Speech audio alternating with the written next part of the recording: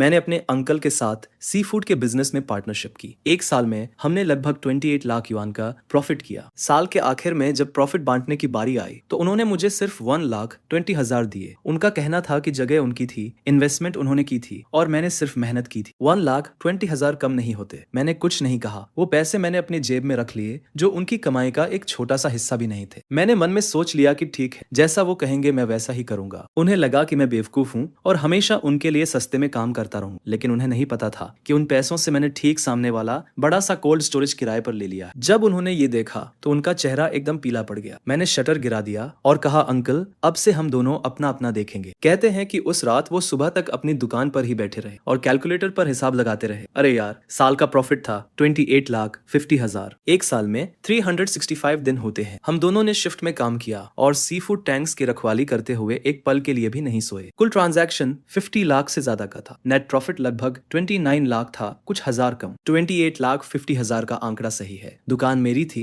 Investment मैंने की थी और बड़े होटल्स के साथ रिलेशनशिप भी मैंने ही संभाली थी। उन्होंने सिर्फ मेहनत की थी। उन्होंने मेरी तरफ देखा और फिर बोले, मुझे ऐसे मत देखो। अगर मैं किसी और हेल्पर को रखता तो ज्यादा से ज्यादा 10,000 युआन महीना देता। साथ ही मुझे उसके खाने, रहने और सोशल सिक्योरिटी का भी ध्यान रखना पड़ता। ये 1,20,000 तुम्हारी बचत है, ये कम नहीं है। वेयर एंड टेयर, डिप्रिशिएशन और कलेक्शन मैनेजमेंट को मिलाकर मैंने तो पूरे साल उन पुरानी रेफ्रिजरेशन मशीन्स को रिपेयर करने में ही 30,000 से ज्यादा खर्च कर दिए। वो सही कह रहे थे। दुकान और इन्वेस्टमेंट उनकी थी, लेकिन उन 27,30,000 में से कितने मेरी मेहनत और खून पसीने से कमाए गए थे, उन्होंने कभी ये हिसाब नहीं लगाया। मैंने कहा, ठीक है, जैसा आप कहेंगे मैं वैसा ही करूं। फिर उन्होंने कहा, चलो अब ज्यादा मत सोचो। नए साल के पहले दिन अच्छी क्वालिटी की लॉबस्टर का एक कंसाइनमेंट पोर्ट पर कम प्राइस में आएगा, वहां जल्दी पहुंच जाना। मैं घर नहीं गया। मेरे पास वो 1,20,000 युआन थे। मुझे डर था कि मेरी माँ मुझसे पूछेंगी कि मैंने अपने अंकल के साथ इस साल कितना कमाया और हमने प्रॉफिट कैसे बांटा। मेरे पास कोई जवाब नहीं था। पार्टनरशिप शुरू करते वक्त उन्होंने मुझसे कहा था, अरे हम तो फैमिली है। उसने मुझसे कहा था, हम मुनाफा बराबर बांटेंगे। जहां मैं खाऊंगा तुम भी खाओगे। न्यू ईयर से पहले उसने कहा था कि हम बराबर बांटेंगे। न्यू ईयर के बाद वो कहने लगा कि मेहनत तो सिर्फ मैंने की है। मैंने उस आंकड़े को बहुत देर तक देखा। क्या मेरी सारी मेहनत बस इतनी ही थी? क्या उसने ये नहीं कहा था कि वो पोजीशन उसकी है? तो ठीक है, अब मेरी अपनी होगी। मैंने मार्केट के लीजिंग सुपरवाइजर को सामने वाले 500 स्क्वायर मीटर के बड़े से रेफ्रिजरेटर के बारे में कॉल किया। रेंट और डिपॉजिट मिलाकर सिर्फ 1,20,000 थे। नीचे के सारे छोटे कस्टमर्स को तो मैं पहले से ही जानता था। मैं 3 दिन में कॉन्ट्रैक्ट साइन करके न्यू ईयर से पहले ओपनिंग कर सकता था। उसी रात मैंने सुपरवाइजर के टेबल पर पैसे रख दिए। हमने उसी रात कॉन्ट्रैक्ट साइन किया और मेरे हाथ में उस रेफ्रिजरेटर की चाबियां आ गई। मुझे पता चल गया कि अब मेरी डेस्टिनी किसी और के हाथ में नहीं है। न्यू ईयर के पहले दिन सुबह 4 o'clock बजे डॉक पर बर्फीली हवा चल रही थी। मैं हमेशा से 2 घंटे पहले पहुंच गया। जब शिप का कैप्टन आया तो मैं उसके पास गया। ओल्ड जान, मुझे लॉबस्टर का पूरा लॉट चाहिए, कैश पेमेंट अभी के अभी। कैप्टन हैरान रह गया। अरे तुम्हारे अंकल ने तुम्हें बताया नहीं?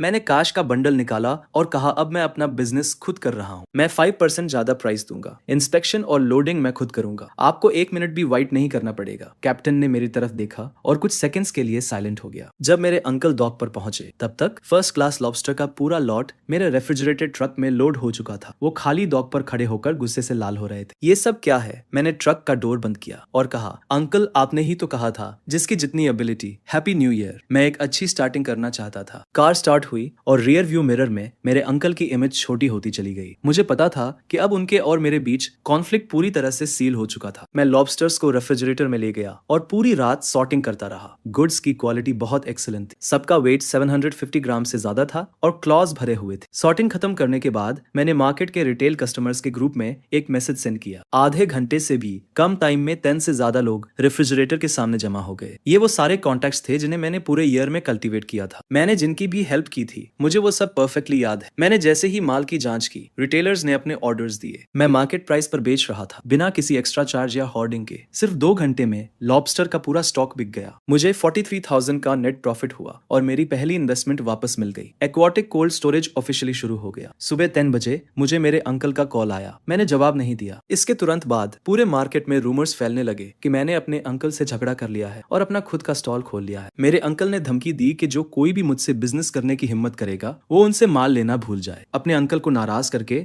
मैं इस मार्केट में कैसे सर्वाइव कर पाऊंगा। दोपहर से ही रिटेलर्स ने अपने ऑर्डर्स कैंसिल करने के लिए कॉल्स करना शुरू कर दिया। सब अर्जेंट टोन में बात कर रहे थे। कह रहे थे कि उनके घर में कुछ प्रॉब्लम है और वे फिलहाल माल नहीं खरीदेंगे। मैं समझ गया कि क्या हो रहा है। मैंने और कुछ नहीं नहीं कहा और पूरी डिपॉजिट वापस कर दी। दोपहर 3 बजे मेरे अंकल मार्केट के कुछ पुराने स्टॉल ओनर्स के साथ आए और मेरे कोल्ड स्टोरेज का एंट्रेंस ब्लॉक कर दिया। उंगली दिखाते हुए उन्होंने मुझे एहसान फरामोश कहा। उन्होंने कहा कि उन्होंने मुझे गांव से निकाला, मुझे बिजनेस करना सिखाया और मैं उन्हें गलत तरीके से पे कर रहा हूँ। लोग हमें घेरने लगे, सब ड्रामा देखने को बेताब थे। मैंने उनसे 1,20,000 युआन के बारे में बहस नहीं की। मैंने बस उनसे कामली पूछा कि वो क्या चाहते हैं। अंकल कुछ देर के लिए चुप हो गए, लेकिन आखिरकार धमकी दी कि मार्केट के शिप्स के कैप्टन और बड़े कस्टमर्स मुझसे डील करने की हिम्मत नहीं करेंगे। उन्होंने कहा कि मैं बंद होने का इंतजार करूं। वो मुड़े और चले गए। दूसरे ओनर्स भी उनके पीछे चले गए और धीरे धीरे भीड़ छट गई। फुसफुसाहटें जारी रही। मैं कोल्ड स्टोरेज के सामने खड़ा होकर उनकी पीठ को देखता रहा, बिना किसी रिएक्शन के। मैं 1 साल से इस मार्केट में स्ट्रगल कर रहा। कौन सा शिप कब डॉक करता है, किस रिटेलर को किस माल की जरूरत है, मुझे सबसे बेहतर पता है। मेरे अंकल को लगता है कि उन्होंने मेरी लाइफ कंट्रोल कर ली है, लेकिन उन्हें नहीं पता कि ट्रू रिलेशंस मेहनत से कमाए जाते हैं, वो थ्रेट से नहीं टिकते। उस रात मैंने अपना साइन बोर्ड टांग दिया, थोक एजी जलीय उत्पाद। 5 बड़े अक्षर सीधे मेरे अंकल के स्टॉल की ओर देख रहे थे। रात की रोशनी में चमकते हुए मैंने मार्केट के एंट्रेंस पर एक नोटिस भी चिपका दिया, जिसमें एक ऑपरेटर की भर्ती की जा रही थी। मुझे महीने के 12,000 का सैलरी मिलता है, जिसमें खाना, रहना और सोशल सिक्योरिटी भी शामिल है। अगर काम अच्छा रहे तो साल के अंत में बोनस भी है। अगली सुबह शाओलिन नाम का एक लड़का जॉब के लिए अप्लाई करने आता है। वो अपने गांव से पहली बार काम करने निकला था, जिसकी आंखों में वही चाहत दिखती है जो सालों पहले मेरी आंखों में थी। मैंने उसके हाथों को देखा जो वर्क से भरे हुए थे। वो हार्ड वर्क करने वाला इंसान था। मैंने उसे तुरंत हायर कर लिया और कहा कि आज दोपहर से काम शुरू कर दो। शाओलिन के जाने के बाद मैं कोल्ड स्टोरेज में इन्वेंटरी चेक करने लगा। रेफ्रिजरेशन मशीन्स की आवाज आ रही थी। टेम्परेचर 5 डिग्री से नीचे स्टेबल था। मैंने अपने अंकल की दुकान को देखा जो दूसरी तरफ थी। वो जगमगा रही थी, लोग अंदर बाहर आ जा रहे। वो बिजनेस बहुत अच्छा चल रहा था, लेकिन मैं जानता था कि मेरे बिना वो पुरानी रेफ्रिजरेशन मशीन्स ज्यादा दिन नहीं चल पाएंगी। पिछले समर में जब बहुत गर्मी थी तो उन्हें सिर्फ अकाउंट देखना और रिलेशनशिप बनाना आता था। मैंने अपना मोबाइल निकाला और कॉन्टैक्ट लिस्ट खोली। मैंने 1 दर्जन से ज्यादा शिप कैप्टन्स के नंबर सेव किए थे जिनसे मैं इस साल मिला था। मेरे अंकल को लगता है कि लोकल सप्लाई कट करके वो मेरा गला घोंट सकते हैं, लेकिन उन्हें नहीं पता कि ये वर्ल्ड बहुत बड़ा है और यहाँ सिर्फ एक डॉक नहीं है। कोल्ड स्टोरेज से बाहर निकलकर मैंने मेटल शटर गिरा दिया और लॉक लगा दिया। कल सुबह 3 बजे मुझे 200 किलोमीटर दूर नांगन पोर्ट जाना है, जहाँ एक कैप्टन ने मेरे लिए फ्रेश फ्रोजन फिश का एक लॉट रखने का प्रॉमिस किया है। ओपनिंग के तीसरे दिन मेरी मॉम आती है। वो कोल्ड स्टोरेज के सामने एक थर्मोस लेकर खड़ी थी। उनके बाल न्यू ईयर से भी ज्यादा व्हाइट हो गए थे। मैं शाओलिन के साथ सामान काउंट कर रहा और उन्हें देखकर लगभग रजिस्टर बुक गिर ही गया था। मेरी मॉम ने कुछ नहीं कहा, बस थर्मोस को टेबल पर रख दिया। उसमें रिब सूप था जो मुझे सबसे ज्यादा पसंद है। उन्होंने चारों ओर देखा, इस 500 स्क्वायर मीटर के कोल्ड स्टोरेज को देखा और वॉल पर टंगे एजी के साइन को देखा। उनकी आंखें लाल हो गई। तो मैंने शाओलिन को काम करने के लिए कहा और अपनी मॉम के लिए एक चेयर खींच दी। वो चुपचाप बैठी रही। फिर फाइनली मुझसे पूछा कि क्या ये सच है कि मेरा झगड़ा मेरे अंकल से हुआ है। मैंने हाँ में सिर हिलाया। इसके थोड़ी देर बाद मेरी मॉम साइक करते हुए कहती है कि कल अंकल घर आए थे। वो मेरे सामने 2 घंटे तक रोए और कहने लगे कि मैं कितना अनथॉकफुल हूँ। कहानी कुछ ऐसी शुरू होती है कि 1 साल तक मेरे साथ कड़ी मेहनत करने के बाद आखिर में मैंने उससे बिजनेस छीन लिया और उसका सारा माल ब्लॉक कर दिया। वो सबको कह रहा था कि मैं उसे बर्बाद कर रहा हूँ, जिस पर मेरी माँ मुझसे कहती है, तेरे चाचा ने मुझे तुझे समझाने के लिए कहा है कि तू कोल्ड स्टोरेज वापस उसे दे दे और उसके साथ काम करना शुरू कर दे। वो तुझे बोनस भी देगा, साल के 2 लाख देगा। ये सब सुनकर मैं कुछ नहीं कहता, बस दराज से एक फाइल निकालकर अपनी माँ को दे देता हूँ। उस फाइल में पूरे साल के मेरे काम का रिकॉर्ड था। हर खरीदारी का बिल, हर मरम्मत का बिल, हर कॉल रिकॉर्ड और फ्रिज के रख रखाव का रिकॉर्ड भी था। मैंने लाल पेन से कुछ जरूरी बातें मार्क की थी, जैसे पिछले साल जुलाई में यूनिट 3 का कंप्रेसर खराब हो गया था। तब मैं 36 घंटे लगातार उसे ठीक करता रहा और मेरा चाचा एसी वाले कमरे में बैठकर ताश खेल रहा था। फिर सितंबर में एक रेस्टोरेंट पर 1.5 लाख बाकी थे। मैं उन्हें वसूल करने के लिए आधे महीने तक भागता रहा। मेरे चाचा ने कहा कि ये तो मेरा काम है। नवंबर में सुबह 2 बजे माल आया। मैंने अकेले ही 3 टन सी फूड उतारा, जिस वजह से मेरी पीठ में 1 महीने के लिए चोट लग गई और मेरे चाचा अगले दिन सिर्फ हिसाब करने आए। मेरी माँ वो सारे रिसीट देख रही थी और उनके हाथ कांपने लगे। मैंने उनसे कहा कि साल के 365 दिनों में से मेरे चाचा के साथ बारी बारी से काम करने के बाद भी असल में 80% काम तो मैं ही करता था। कुल मिलाकर 50 लाख से ज्यादा का टर्नओवर हुआ और 28.5 लाख का नेट प्रॉफिट हुआ। मेरे चाचा ने मुझे 1.2 लाख दिए और कहा कि मैंने सिर्फ मेहनत की है। मेरी माँ की आंखों में आंसू आ गए। उन्होंने फाइल बंद की, उठी और बिना कुछ कहे मुड़कर चली गई। मुझे पता था कि वो कहाँ जा रही है। शाम को 4 बजे मार्केट में चीख पुकार मच गई। मेरी माँ मेरे चाचा की दुकान के सामने खड़ी होकर चिल्ला रही थी और सबके सामने उससे पूछ रही थी कि उसने 1 साल में वहाँ कितना काम किया है और वो 1.2 लाख कैसे दिए गए। मेरे चाचा के पास कोई जवाब नहीं था। वो शुक्रगुजार होना जानता ही नहीं था। दुकान मेरी थी, कैपिटल मेरा था, वो इतना सब कुछ क्यों चाहता था। मेरी माँ ये सुनकर हंस पड़ी और बोली कि जब उसने ये दुकान खोली थी तो 50,000 का शुरुआती कैपिटल उन्होंने ही दिया था। क्या वो ये कर्ज भूल गया? उसने तेरे साथ 1 साल काम किया और तूने उसे ढंग की सैलरी भी नहीं दी। तुझे जरा भी शर्म नहीं आई उसे साल के आखिर में सिर्फ 1.2 लाख देते हुए? मेरे चाचा का चेहरा गुस्से से लाल हो गया। मैं कुछ कहना चाहता था पर मुझसे एक शब्द भी नहीं निकला, जिस पर मेरी माँ मुड़ी और चली गई। मेरे कोल्ड स्टोरेज के दरवाजे से गुजरते हुए वो रुकी, मेरी तरफ देखा और उसकी आंखों में कोई शिकायत नहीं थी, सिर्फ दर्द और एक्सेप्टेंस था। वो सिर्फ 4 वर्ड्स बोली, इसे ठीक से करना। उस रात मैंने अपनी माँ को देखा कि कैसे वो मछलियों को छांटती है, कैसे सी फूड की फ्रेशनेस को जज करती है। वो बहुत सीरियसली सीख रही थी, नोट्स ले रही थी और सवाल पूछ रही थी। उसे देखकर मुझे 1 साल पहले का मैं याद आ गया। उस वक्त मैं भी ऐसा ही था। मुझे लगता था कि अगर मैं तकलीफ उठाने को तैयार हूँ तो मेरे अंकल मेरे साथ ईमानदारी से पेश आएंगे। अब मुझे समझ में आया है कि इस दुनिया में सिर्फ अपनी पोजीशन ही सबसे रिलायबल होती है। रात के 11 बजे मेरे अंकल की दुकान जो ठीक सामने थी अब भी खुली थी। मैंने ग्लास से देखा कि वो अकेले बैठे हुए हिसाब की किताब देख रहे थे और उनके पास रखा रेफ्रिजरेटर अजीब सी आवाज कर रहा था और स्क्रीन पर टेम्परेचर अनस्टेबल दिख रहा था। मैंने अपनी नजरें हटा ली और वेयरहाउस का डोर बंद कर दिया। कल एक अर्जेंट ऑर्डर है, मैं फेल नहीं हो सकता। दुकान खुलने के 5वें दिन मेरी सप्लाई काट दी गई। सुबह 4 बजे मैं हमेशा की तरह सामान लेने घाट पर गया। ओल्ड जान की नाव पहले ही आ चुकी थी, लेकिन मुझे देखकर उसने सिर हिला दिया। उसने मुझसे कहा, मुझे माफ करना, आज का सारा माल तुम्हारे अंकल ने बुक कर लिया है। प्राइस मार्केट से 20% ज्यादा है। मैं शॉक्ड रह गया। मैं दूसरे कैप्टन को ढूंढने के लिए मुड़ा, पर सबको पूछने के बाद जवाब वही था। मेरे अंकल ने मार्केट और दूसरे बड़े दुकानों के साथ मिलकर सारे लोकल सप्लाईज को मार्केट प्राइस से 20% ज्यादा प्राइस पर खरीद लिया था। मैं खाली घाट पर खड़ा रहा, सी फूड की नावों को जाते हुए देख रहा था और मेरे हाथ में सिगरेट जलकर खत्म हो गई। जब मैं वेयरहाउस वापस आया तो शाओलिन मेरा इंतजार कर रही थी। मुझे खाली हाथ देखकर उसके चेहरे पर चिंता दिख रही थी। मैंने उससे ज्यादा कुछ नहीं कहा, बस उसे आराम करने के लिए कहा। मैं ऑफिस में अकेला बैठ गया और अपनी कॉन्टैक्ट लिस्ट देखने लगा। अगर लोकल सप्लाई ब्लॉक हो गई है तो मैं बाहर से लाऊंगा। मुझे याद आया कि 2 महीने पहले जब मैं नए साउथ पियर पर सामान ट्रांसपोर्ट कर रहा था तो मेरी चेन नाम के एक कैप्टन से मुलाकात हुई थी। उस वक्त उसका माल अच्छे से नहीं बिका था। दिखने में तो अच्छा था पर साइज छोटा था और कोई भी लोकल होलसेलर उसे लेने को तैयार नहीं था। मैंने उसकी मार्केट एनालाइज करने में मदद की। मैंने उसे रिटेल प्राइस कम करने का सुझाव दिया, जिस पर 3 दिन में उसका सारा इन्वेंटरी बिक गया। जाते वक्त बूढ़ा चेन बोला, कभी भी कुछ चाहिए हो तो बेझिझक मांगना। मैंने बूढ़े चेन को फोन किया। फोन बहुत देर तक बजता रहा, फिर उसने उठाया। बूढ़े चेन की आवाज नींद में लग रही थी। मैं सीधा पॉइंट पर आया। मैंने उससे पूछा कि क्या उसके पास रिसेंटली कोई माल आया है। मुझे सारा माल चाहिए था, कैश पेमेंट पर। बूढ़ा चेन कुछ सेकंड्स के लिए चुप हो गया और फिर उसने पूछा कि क्या मुझे कोई प्रॉब्लम हुई है। मैंने उससे कुछ नहीं छुपाया। मैंने उसे अपने अंकल की ब्लॉकिंग के बारे में बताया। यह सुनकर बूढ़ा चेन गुस्सा हो गया और बोला कि यह हरकत बहुत शर्मनाक है। उसने मुझे खबर का इंतजार करने को कहा। फोन रखने के बाद सुबह हो चुकी थी। मैं दोबारा नहीं सोया, बल्कि कार ली और सीधा साउथ डॉक की तरफ चल दिया। बिना रुके 3 घंटे ड्राइविंग करने के बाद मैं साउथ डॉक पर पहुंचा। सुबह के 10 o'clock बज रहे थे और बूढ़ा चेन पहले से ही एक शिपिंग ट्रक के पास मेरा इंतजार कर रहा था। कार्गो कंपार्टमेंट में ताजी सी फूड भरी हुई थी, जिस पर बूढ़ा चेन मुझे माल इंस्पेक्ट करने के लिए ले गया। ये खेप अभी अभी पोर्ट पर पहुंची थी। कोरल ग्रुपर और हैरी क्रैब थे। क्वालिटी बहुत हाई तो नहीं थी, लेकिन फ्रेशनेस बहुत अच्छी थी। उनके गिल्स अभी भी ब्राइट रेड थे और क्रैब्स के लेग्स स्ट्रॉन्ग थे। मैंने तुरंत डिसाइड किया और सब कुछ खरीद लिया। मैंने 1,80,000 युआन ट्रांसफर कर दिए। उसी वक्त बूढ़े चेन को अपने फोन पर पेमेंट का नोटिफिकेशन मिल गया। उसने मेरी पीठ थपथपाई और कहा, तुम में हिम्मत है। तुम्हारे अंकल जैसे लोग देर सवेर बुरे फंसेंगे। अब से तुम्हें माल चुनने में प्रायोरिटी मिलेगी। मैंने बूढ़े चेन से बहुत देर तक बात की। उसने मुझे बताया कि साउथ डॉक को रिसेंटली ही डेवलप किया गया है और कई लोकल होलसेलर्स को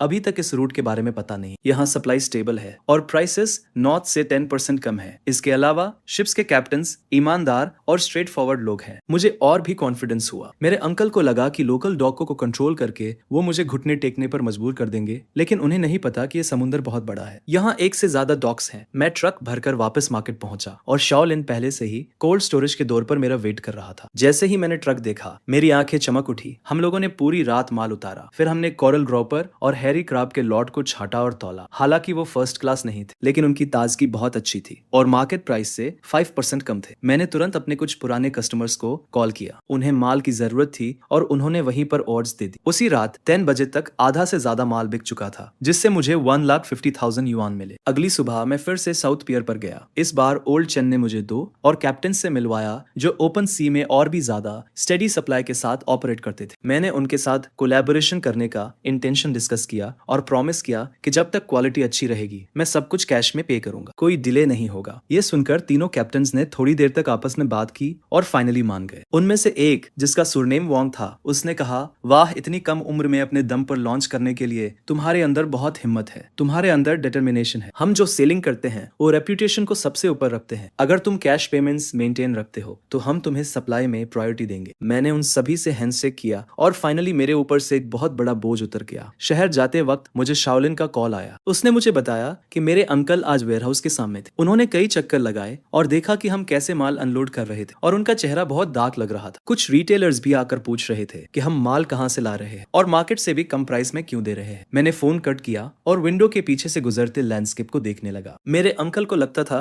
कि लोकल प्राइस बढ़ाकर वो मुझे फोर्स कर सकते हैं कि मैं यहाँ से चला जाऊं, लेकिन उन्हें अंदाजा भी नहीं था कि वो जितना मुझे ब्लॉक करेंगे मेरा रास्ता उतना ही चौड़ा होता जाएगा। एक बार साउथ पियर से सप्लाई स्टेबल हो गई तो मेरी कॉस्ट उनसे 10% कम थी और प्राइस का एडवांटेज तुरंत ऑब्वियस हो गया। आखिर में मैं कॉर्नर नहीं होऊंगा। साउथ पियर से सप्लाई स्टेबल करने के बाद मेरा कोल्ड स्टोरेज का बिजनेस बहुत अच्छा चलने लगा। लगातार एक वीक तक मैं सुबह 3 बजे साउथ पियर पर माल लेने जाता था और सुबह 10 बजे से पहले मार्केट लौट आता था। ये प्रोडक्ट्स बहुत फ्रेश थे और लोकल प्रोडक्ट्स से 10% सस्ते थे। रिटेलर्स ने एडवांटेज को टेस्ट किया और ऑर्डर्स लगातार बढ़ते गए। 10वें दिन बूढ़ा चेन मुझे फोन करता है और कहता है कि वो मुझसे एक जरूरी बात करना चाहता है, जिस पर मैं उसी शाम उससे मिलने चला जाता हूँ। बूढ़ा चेन मुझे डॉक पर एक खाने की दुकान पर ले जाता है, कई डिशेस ऑर्डर करता है और 2 ग्लास शराब डालता है। वो सीधे मुद्दे पर आता है और कहता है, मुझे तुम एक भरोसेमंद आदमी लगते हो। मैं तुम्हारे साथ एक एक्सक्लूसिव सप्लाई एग्रीमेंट साइन करना चाहता हूँ। मैं चॉपस्टिक्स रखता हूँ और उसकी तरफ देखता हूँ। बूढ़ा चेन बताता है, अभी साउथ डॉक पर 5 शिप्स काम कर रही है, मेरी लाओ हैंग की और ओजाओ की। हमारी 3 शिप्स मिलकर आधा वॉल्यूम कवर करती है। मैंने तुम्हें ऑब्जर्व किया है और देखा है कि तुम हमेशा काश में पेमेंट करते हो। तुम इंस्पेक्शन में प्रोफेशनल हो और कभी शिकायत नहीं करते। हमने आपस में सलाह की है और हम तुम्हें प्रायोरिटी देने को तैयार है, लेकिन एक शर्त है, तुम्हें हर हफ्ते कम से कम 2 लाख युआन की खरीद की गारंटी देनी होगी। साथ ही प्राइस बाकी सबसे 5% कम होगा। मैं कैलकुलेशन करता हूँ, 2 लाख युआन का वॉल्यूम अभी मेरे लिए काफी प्रेशर वाला है, लेकिन अगर मुझे एक्सक्लूसिविटी मिल जाती है तो ये सप्लाई चेन के दिल को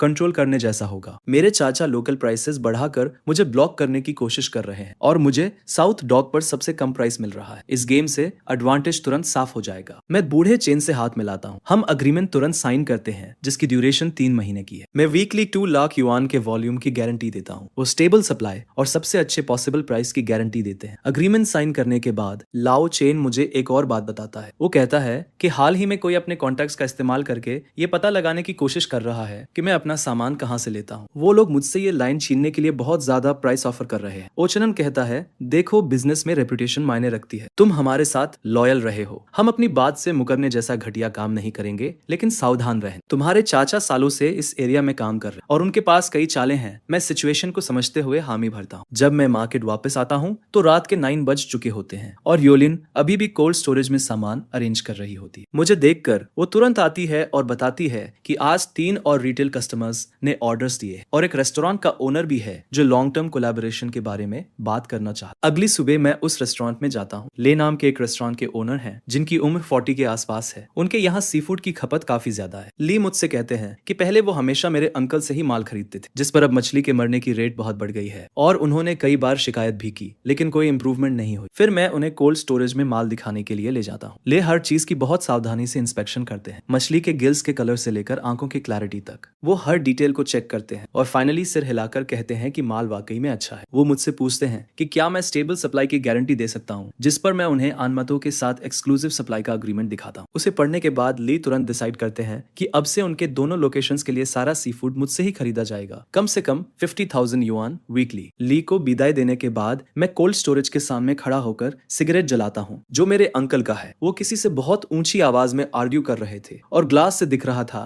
कि कई बॉक्सेस मरी हुई मछलियों के जमीन पर पड़े हैं। टेम्परेचर अनस्टेबल है और ज्यादातर माल खराब हो रहा है। मैं कुछ नहीं कहता, बस सामने देखता रहता हूँ। मुझे वो रेफ्रिजरेशन मशीन्स रटी हुई है। यूनिट नंबर 3 का कंप्रेसर पुराना है, हर 4 घंटे में टेम्परेचर चेक करना पड़ता है और यूनिट नंबर 2 के कंडेंसर में क्रैक है। जैसे ही समर में लोड बढ़ता है वो गैस लीक करना शुरू कर देता है। मुझे ये सारी डिफेक्ट्स पता है, इसलिए पिछले साल मैं मरी हुई मछली की रेट 3% से कम रखने में सक्सेसफुल रहा। लेकिन मेरे अंकल को ये सब समझ नहीं आता। उन्हें बस अकाउंट का हिसाब और अपनी इन्फ्लुएंस की बातें करना आता है। उन्हें इन मशीन्स की क्वर्क्स का कोई आइडिया नहीं है। मेरे बिना उनकी कंपनी एक ऐसी मशीन की तरह है जिसमें पार्ट्स मिसिंग है। देखने में लगता है कि वो अभी भी काम कर रही है, लेकिन असल में वो कोलैप्स होना शुरू हो गई। उसी रात मेरे वेयरहाउस का डेली कैश फ्लो पहली बार 1 लाख से ज्यादा हो जाता है। जाओलिन एक्साइटमेंट से अकाउंट बुक दिखाता है और कहता है, बॉस इस महीने तो हम जरूर प्रॉफिट कमाएंगे। मैं बुक में नंबर्स देखता हूँ, लेकिन मैं बहुत काम फील करता हूँ। मेरे अंकल के लिए 1 लाख का फ्लो कुछ भी नहीं है। अपने प्राइम टाइम में वो एक दिन में 3 लाख तक कमाते थे। नानमतो से सप्लाई अब स्टेबल हो चुकी है और बड़े क्लाइंट्स भी जुड़ने लगे हैं। अब टाइम है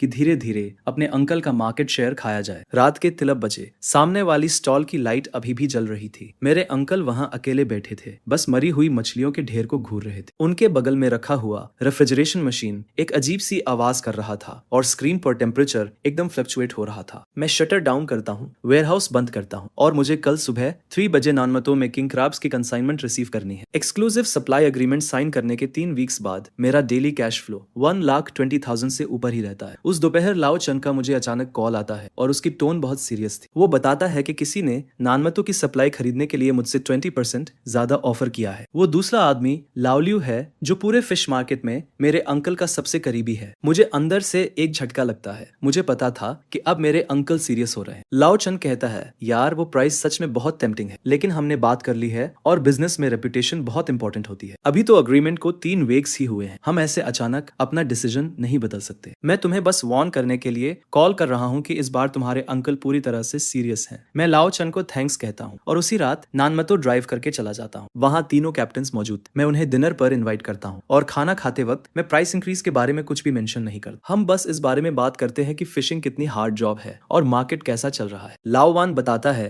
कि उसका बेटा अगले साल कॉलेज जाने वाला है और अभी भी उसे ट्यूशन फीस के लिए कुछ पैसे कम पड़ रहे हैं। और तभी मैं कहता हूँ, ब्रदर वान, मैं ट्यूशन पे कर दूंगा। इसे आप गुड्स की एडवांस पेमेंट समझ लीजिए। इसे हम फ्यूचर सप्लाई से धीरे धीरे डिडक्ट कर लेंगे। लाओ बताता है कि उसकी वाइफ हॉस्पिटल में है और उसे पैसों की जरूरत है। मैं उसे तुरंत 50,000 ट्रांसफर कर देता हूँ और कहता हूँ कि ये पैसे इमरजेंसी के लिए है, कोई जल्दी नहीं है वापस करने की। तीनों कैप्टन्स मेरी तरफ देखते हैं और उनकी आंखों में कुछ नया सा एक्सप्रेशन था। लाओ चन अपना ग्लास उठाता है और कहता है, यार तुम तो अपनी बात के पक्के हो। तुम्हारे अंकल चाहे कितना भी ऑफर करें, हम नहीं हिलेंगे। मैं उनके साथ टोस्ट करता हूँ और अंदर से बहुत रिलीव्ड फील होता है। मार्केट लौटते लौटते काफी देर हो चुकी थी, जिस पर मैं ऑफिस में बैठकर आगे के प्लान्स बनाने लगता हूँ। साउथ डॉक से सप्लाई तो अब स्टेबल हो गई थी, लेकिन मेरा अंकल हाथ पर हाथ रखकर तो नहीं बैठने वाला था। मुझे डर था कि वो शिप के कैप्टन के पीछे जरूर पड़ेगा और ऐसा ही होता है। आगे मार्केट में रूमर्स फैलने लगते हैं। कुछ कहते हैं कि मेरा सामान कॉन्ट्राबैंड है, क्वारंटीन सर्टिफिकेट्स नहीं है, तो कुछ कहते हैं कि मेरा कोल्ड स्टोरेज स्टैंडर्ड्स पर खरा नहीं उतरता और कभी भी बंद हो सकता है। फिर ये भी अफवाहें फैलती हैं कि मैं कैप्टन का रिश्तेदार नहीं हूँ और मेरे सप्लाई का सोर्स भी अनस्टेबल है। ये सारी बातें इतनी कन्विंसिंगली फैलाई जा रही थी कि कस्टमर्स के कॉल्स आने शुरू हो जाते हैं, जिस पर मैं घबराता नहीं हूँ। मैं सीधे साउथ डॉक के क्वारंटीन सर्टिफिकेट्स, कोल्ड स्टोरेज का बिजनेस लाइसेंस और सप्लाई एग्रीमेंट्स की फोटोज निकालकर रिटेल कस्टमर्स के ग्रुप में भेज देता हूँ, जो देखकर रूमर्स अपने आप ही गायब हो जाते हैं। पर मेरा अंकल तब भी नहीं रुकता है। मार्केट मैनेजमेंट के लोग अचानक मेरे कोल्ड स्टोरेज का इंस्पेक्शन करने आ जाते हैं। वो कहते हैं कि उन्हें एक कंप्लेंट मिली है और उन्हें शक है कि रेफ्रिजरेशन इक्विपमेंट स्टैंडर्ड्स के हिसाब से नहीं है, इसलिए वो इंस्पेक्शन के लिए ऑपरेशंस बंद करने की डिमांड करते हैं। आगे मैं कोल्ड स्टोरेज खोलने से पहले ही प्रिपेयर्ड था। सारे इक्विपमेंट हाईएस्ट स्टैंडर्ड्स के हिसाब से सेट किए गए थे, चाहे वो क्वारंटीन हो, फायर सेफ्टी हो या एनवायरमेंटल प्रोटेक्शन हो। सारे सर्टिफिकेट्स ऑर्डर में थे। इंस्पेक्टर 2 घंटे तक चेक करता है, पर उसे कोई गलती नहीं मिलती और आखिर में वो खाली हाथ चला जाता है। उसे विदाई करने के बाद शाओलिन धीरे से कहती है, बॉस, किसी ने देखा कि आपके अंकल ने ही एडमिनिस्ट्रेशन में कंप्लेंट की थी। मैं सिर हिलाता हूँ। मुझे तो पहले से ही इन टैक्टिक्स का अंदाजा था। उस शाम मेरे कोल्ड स्टोरेज का डेली फ्लो 1,50,000 से ऊपर चला जाता है, जो मेरे अंकल के बिजनेस को ऑफिशियली पीछे छोड़ देता है और ये खबर पूरे मार्केट में तेजी से फैल जाती है। हर कोई कमेंट करता है कि मैं सच में जीत गया। शाम होते होते मेरे अंकल के स्टॉल के सामने क्रेडिटर्स का एक ग्रुप इकट्ठा हो जाता है, जो उनसे पेमेंट की डिमांड कर रहे थे। इस दौरान मेरी सप्लाई को ब्लॉक करने के लिए मेरे अंकल ने लोकल डॉक पर ऊंचे दामों पर माल जमा करना शुरू कर दिया और कॉस्ट बढ़ाने के लिए दूसरे स्टॉल्स के साथ मिल गया, जिससे उसकी कैपिटल चेन टाइट होने लगती है। मछलियों की मोर्टेलिटी रेट हाई बनी रहती है और वो बहुत सारे कस्टमर्स खो देता है। हालात और भी मुश्किल होते जा रहे थे। शाओलिन ने मुझसे कहा, आज फिर तुम्हारे अंकल की कूलिंग मशीन नंबर 3 खराब हो गई। एक पूरा क्राट किंग क्रैब्स मर गए। कम से कम 80,000 का नुकसान हुआ है। मुझे वो कूलिंग मशीन नंबर 3 अच्छी तरह से याद है। पिछली गर्मियों में जब वो पहली बार खराब हुई थी, मैं लगातार 36 घंटे जगा रहा था उसे ठीक करने के लिए। उसका हर एक पार्ट, उसकी हर सनक मुझे पता है, लेकिन अब वो मेरी जिम्मेदारी नहीं है। रात होते ही बॉस ने मुझे कॉल किया और कहा कि उसका एक दोस्त भी मुझसे सामान खरीदना चाहता है। वो शहर में एक और रेस्टोरेंट चेन का मालिक है। हर हफ्ते कम से कम 70,000 का ऑर्डर देगा। मैंने अगले दिन उससे मिलने के लिए हाँ कर दी। कॉल काटने के बाद मैं कोल्ड स्टोरेज के सामने खड़ा हो गया। सामने वाली स्टॉल की लाइट्स अभी भी जल रही थी। शीशे से मैं अपने अंकल को देख सकता था। वो वहां अकेले बैठे हुए थे। उनके सामने बिल्स का ढेर लगा हुआ था। ऐसा लग रहा था जैसे उनके बाल और भी ज्यादा सफेद हो गए। उनका फिगर अजीब तरह से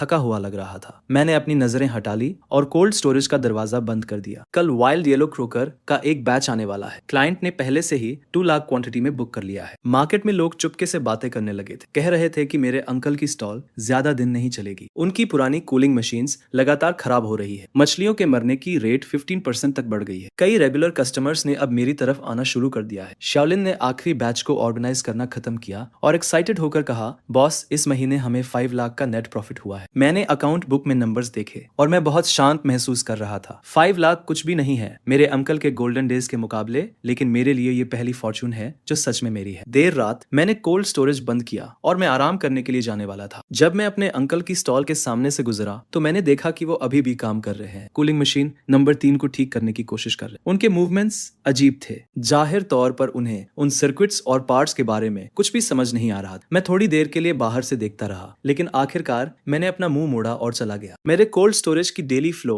जब 1,50,000 पर स्टेबल हो गई तो मेरे अंकल ने प्राइस वॉर शुरू कर दी। अगली सुबह मार्केट में अचानक ये खबर फैल गई, मेरे अंकल की स्टॉल पर सारे सी फूड्स 20% डिस्काउंट पर मिल रहे हैं। एक लॉस पर लिक्विडेशन। कई रिटेलर्स को जैसे ही पता चलता है वो तुरंत अपनी पोजीशन पर भाग जाते हैं। तभी शाओलिन मुझसे आकर पूछता है, बॉस क्या हमें भी कीमतें कम कर देनी चाहिए? जिस पर मैं उसे मना कर देता हूँ। असल में मैं जानता हूँ कि मेरे चाचा क्या कर रहे हैं। वो मुझे प्राइस वॉर में फंसा कर बर्बाद करना चाहते हैं, जिससे मैं कीमतें कम करने पर मजबूर हो जाऊं और या तो मेरा नुकसान हो या फिर मेरे कस्टमर्स चले जाएं। पर वो एक बात भूल गए, मेरा कॉस्ट उनसे 10% कम है और मेरी सप्लाई भी ज्यादा स्टेबल है। और सबसे बड़ी बात, मुझे उनसे कीमतों में कम्पीट करने की कोई जरूरत नहीं है। मैं शाओलिन को कुछ थर्मल बॉक्सेस और रेफ्रिजरेटेड डिलीवरी व्हीकल्स खरीदने के लिए कहता हूँ। मैं अपनी सर्विस को बेहतर बनाने वाला हूँ। अब मैं हाई एंड रूट पर जाऊंगा जिसमें 0 मोर्टेलिटी और ऑन टाइम डिलीवरी होगी। शाओलिन को ये बात समझ नहीं आती। वो कहता है कि आजकल तो सब कीमतों के लिए कम्पीट कर रहे हैं, ऐसे में ये सब करना कितना सही है। जिस पर मैं कहता हूँ कि प्राइस वॉर के आखिर में यही मायने रखता है कि कौन ज्यादा देर तक टिकता है। उनके साथ खुद को थकाने से बेहतर है कि मैं कोई और रास्ता अपनाऊं। अगले 3 दिनों तक मैं कीमतें कम नहीं करता, बल्कि अपनी पूरी एनर्जी सर्विस पर लगा देता हूँ। वेयरहाउस से निकलने वाले हर लॉट को मैं खुद चेक करता हूँ ताकि एक भी मरी हुई मछली ना हो, और डिलीवरी टाइम भी एकदम प्रिसाइज है। कस्टमर को जब सामान चाहिए उसे आधे घंटे के अंदर मिल जाना चाहिए। शुरू में कुछ रिटेलर्स मेरे चाचा की कम कीमतों से अट्रैक्ट जरूर होते हैं, लेकिन बहुत जल्द ही दिक्कतें शुरू हो जाती है। कीमतें कम रखने के लिए मेरे चाचा छोटे डॉग्स से घटिया सामान खरीदने लगते हैं और उनके रेफ्रिजरेटर्स भी ठीक नहीं है, जिसकी वजह से मछलियों की मोर्टेलिटी रेट बहुत ज्यादा बढ़ जाती है। कई रिटेलर्स को जब सामान मिलता है तो उन्हें पता चलता है कि देखने में तो उन्होंने 20% बचा लिए, लेकिन एक्चुअल कॉस्ट कैलकुलेट करने पर उनका नुकसान हो रहा है। 5वें दिन कुछ रिटेलर्स मेरे पास वापस आने लगते हैं। वो कहते हैं कि उन्हें थोड़ा ज्यादा पे करने से कोई दिक्कत नहीं, लेकिन क्वालिटी सबसे ज्यादा जरूरी है। मैं ज्यादा कुछ नहीं कहता, बस सप्लाई और सर्विस देने में लगा रहता हूँ। तभी मिस्टर ली का कॉल आता है और वो बताते हैं कि उनके दोस्त ने इवैल्यूएट करके फैसला किया है कि वो अपने सारे सी फूड ऑर्डर्स मुझे ही देंगे। ये शहर के सबसे बड़े चेन होटल्स में से एक है, जिसका वॉल्यूम कम से कम 1 लाख हर हफ्ते का है। उस आदमी ने मुझसे कहा, अरे मेरा दोस्त भी तुम्हारे चाचा के पास गया था, लेकिन उसका माल ठीक नहीं था और उसमें बहुत मरी हुई मछलियां थी। हालांकि तुम्हारे दाम थोड़े ज्यादा है, पर तुम्हारी मछलियां मरी हुई नहीं होती और तुम समय पर डिलीवरी करते हो, जो होटल्स के लिए सबसे जरूरी है। फिर वो आगे बताता है, मैं मिस्टर ली के दोस्त से मिला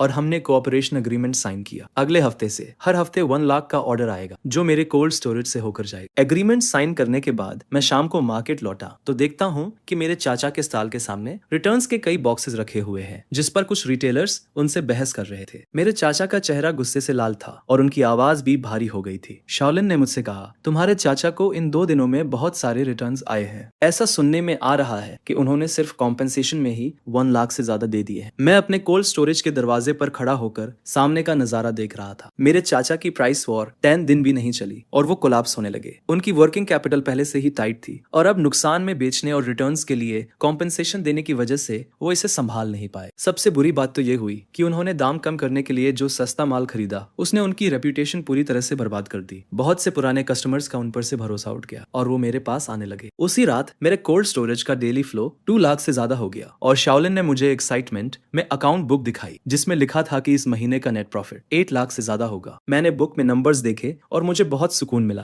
प्राइस वॉर कभी भी वो नहीं जीतता जो सबसे कम दाम रखता है, बल्कि वो जीतता है जो आखिर तक टिका रहता है। मेरे चाचा को लगा कि कम दाम से वो मुझे बर्बाद कर देंगे, लेकिन उन्हें नहीं पता था कि असली किला तो क्वालिटी और सर्विस होती। रात को बहुत देर तक सामने वाले स्टॉल की लाइट जलती रही। मेरे चाचा वहां अकेले बैठे हुए हुए थे और उनके सामने बिल्स और रिटर्न नोट्स का ढेर लगा हुआ था। उनका फोन लगातार बज रहा था। जरूर क्रेडिटर्स होंगे जो अपना पैसा मांग रहे होंगे। मैंने अपने कोल्ड स्टोरेज का दरवाजा बंद किया और आराम करने की तैयारी करने लगा। कल ऑस्ट्रेलियन लॉबस्टर्स का एक और बैच आने वाला है। मिस्टर ली के दोस्त के होटल का पहला ऑर्डर है और मैं कोई गलती नहीं कर सकता। मार्केट से बाहर निकलते वक्त मैंने एक बार पीछे मुड़कर देखा। रात के अंधेरे में मेरे चाचा की दुकान एकदम सुनसान लग रही थी और वो साइन जो 10 सालों से वहां लटका हुआ था हवा में झूल रहा था और एक अजीब सी आवाज कर रहा। मार्केट में लोग दबी आवाज में बातें करने लगे थे कि इस बार मेरे चाचा ने कुछ ज्यादा ही कर दिया है। प्राइस वॉर में उन्होंने ए को नहीं बल्कि खुद को ही बर्बाद कर लिया है। कुछ लोग तो ये भी कह रहे थे कि अगर ऐसा ही चलता रहा तो मेरे चाचा की दुकान इस महीने भी नहीं टिक पाएगी। मैं इन बातों में बिल्कुल शामिल नहीं हुआ, बस चुपचाप अपना काम करता रहा। अगली सुबह ऑस्ट्रेलियन लॉबस्टर का वो शिपमेंट समय पर आ गया। मैंने खुद माल चेक किया, उसे छाटा और फिर डिस्ट्रीब्यूट किया। एकदम परफेक्ट सर्विस थी। मिस्टर ली के दोस्त को जब माल मिला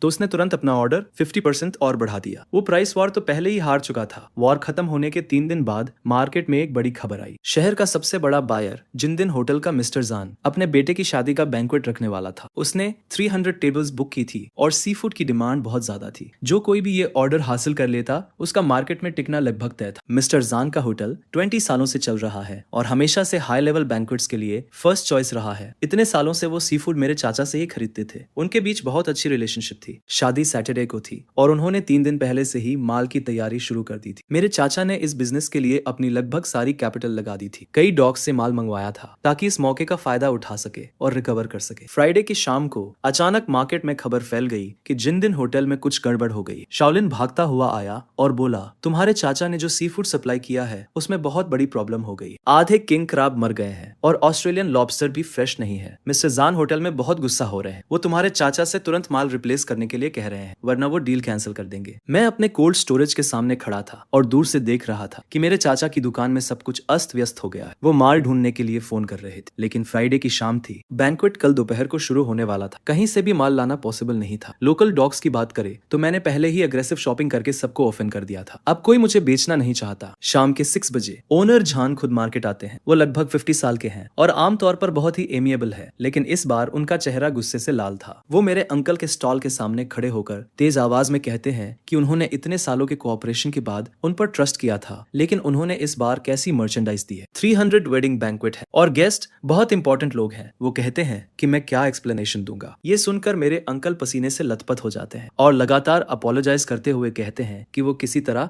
मर्चेंडाइज को रिप्लेस कर देंगे। ओनर जान कहते हैं कि अगर रात 10 बजे से पहले उन्होंने अच्छी क्वालिटी के प्रोडक्ट्स नहीं दिए तो उनके बीच कोई और बिजनेस नहीं होगा। ओनर जान मुड़कर जाने लगते हैं और तभी वो मुझे मेरे रेफ्रिजरेटेड रूम के सामने खड़ा हुआ देखते हैं। वो हैरान हो जाते हैं, मेरे पास आते हैं और पूछते हैं कि क्या मैं यहाँ हूँ। मैं हाँ में सिर हिलाता हूँ और ओनर जान सीधे पूछते हैं, क्या तुम्हारे पास अभी मर्चेंडाइज है? मुझे 50 किंग क्रैब, 80 ऑस्ट्रेलियन लॉबस्टर और 100 किलोग्राम कोरल ग्रुपर चाहिए। सब कुछ जिंदा और परफेक्ट कंडीशन में होना चाहिए। क्या तुम इसे रात 10 बजे से पहले रेस्टोरेंट में डिलीवर कर सकते हो? मैं जल्दी से कैलकुलेट करता हूँ। मेरे वेयरहाउस में इन्वेंटरी काफी नहीं है, लेकिन साउथ डॉक पर बूढ़े चेन को आज ही एक बैच मिला है। मुझे क्वालिटी अच्छी तरह से पता है। साउथ डॉक से शहर और फिर जिंदिन रेस्टोरेंट तक मर्चेंडाइज ले जाना समय के हिसाब से बहुत टाइट है, लेकिन इम्पॉसिबल नहीं है। मैं कहता हूँ कि मैं कर सकता हूँ, लेकिन मुझे पहले क्वालिटी इंस्पेक्ट करनी होगी ताकि कोई प्रॉब्लम ना हो। ओनर जान कुछ सेकंड के लिए चुपचाप मुझे देखते हैं और फाइनली हाँ में सिर हिलाते हैं। वो कहते हैं कि ये उनके बेटे की शादी है और वो कोई मिस्टेक नहीं देखना चाहते। मैं तुरंत बूढ़े चेन को कॉल करता हूँ और उनसे कहता हूँ कि वो आज पोर्ट पर आए, बैच को रिजर्व कर ले, और फिर शियाओलिन को कॉल करता हूँ। हम रेफ्रिजरेटेड ट्रक लोड करते हैं और सीधे साउथ डॉक के लिए निकल जाते हैं। वहां पहुंचते ही शाम के 7:30 बज चुके थे। बूढ़े चेन ने सब कुछ रेडी कर रखा था। मैं एक एक करके सब कुछ चेक करता हूँ, ये एंश्योर करते हुए कि सब कुछ वाइटलिटी से भरा हुआ है। वेरीफाई करने के बाद हम तुरंत लोड करते हैं और वापस लौट जाते हैं। हम रात 9 बजे मार्केट पहुंचते हैं। शियाओलिन और मैं पूरी रात बिना किसी डिटेल को नेग्लेक्ट किए सब कुछ सॉर्ट करते हैं। रात 9:40 पर मर्चेंडाइज लोड हो जाती है और हम जिंदिन रेस्टोरेंट के लिए रवाना हो जाते हैं। मैं रेस्टोरेंट पहुंचता हूं